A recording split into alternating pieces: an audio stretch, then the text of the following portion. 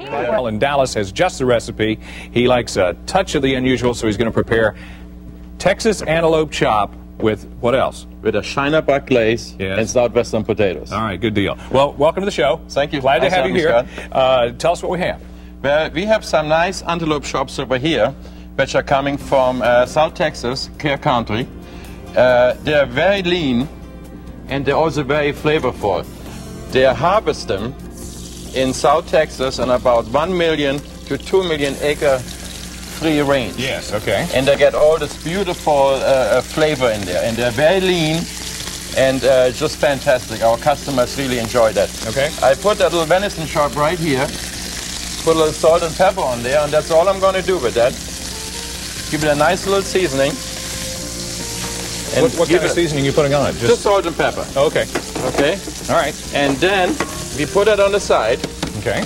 Because we're going to put the potatoes and the vegetables for in the other pan. And now, folks, we've got the, what do you call this? The recipe. I hadn't done this in 5 years. The recipe's on the left side of your screen. Okay. As Uwe talks to us about this. We have some garlic in there, some shallots, and then we got some Peruvian potatoes. Peruvian potatoes. They're purple potatoes. We get some nice color in there.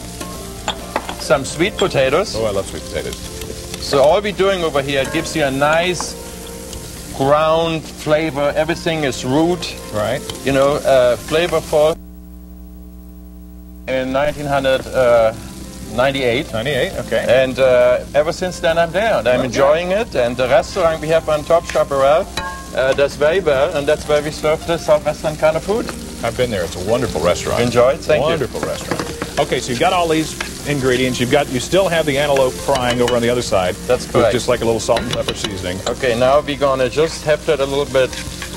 The flavors just going together nicely, because you want to taste all that nice flavors. I put a little corn in there. I had some already pre-roasted, and that gives us a nice little. So now we come to the main ingredient here. The Shiner Bach. The main ingredient.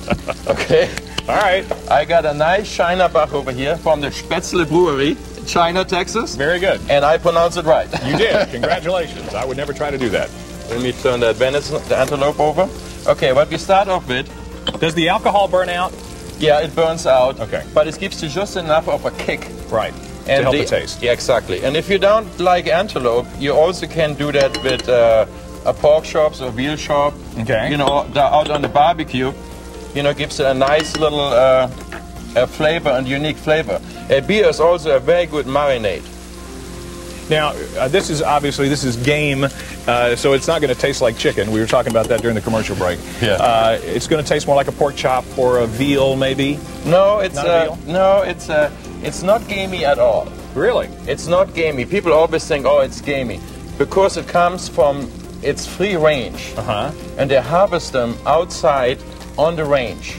And all the flavors from the range, the flowers, the wildflowers, just absorbed right in there. Okay. And that's what we're trying to do here also with the potatoes we have over there and the vegetables, to get that whole South Texas flavor in there. Well, and I just love it. You know, I mean, I think it's absolutely great. Does smell good. Okay, so you put how long do you keep the little beer on the pan there? We keep it in there, we reduce it a little bit. Okay. And then we tighten it up a little bit like the recipe says. But right now we put it on the side because it takes a little long. Right. So I got some already over here. Okay. And Scott, we're about ready to plate this dish here. Put a little cilantro on there. Very good. We have about a minute left. Okay. If somebody wanted to substitute, you said they could substitute with what? If they wanted to substitute the antelope. They can do pork chops. Pork chops. You know, that's pork. You can even do it with beef. Yeah. I mean, it's great with beef. All right.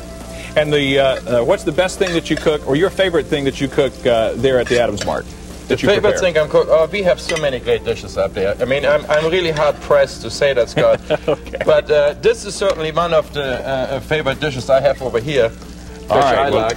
Uwe, we're going to have to go to commercial break, but we're going to taste this after the commercial break, right after it cools down a little bit. Okay. Thank you very much for being with us today. Thank you. We appreciate it. The Adams Mark Hotel always has wonderful food. Now, if you'd like a copy of today's recipe, you can log on to WFAA.com/GMT. It's on the recipe section, and that sure does look good, and we're going to eat it up during the commercial break. We will be back from the commercial break, and Greg Fields will tell us about that thunderstorm in Tarrant County. Stay with us.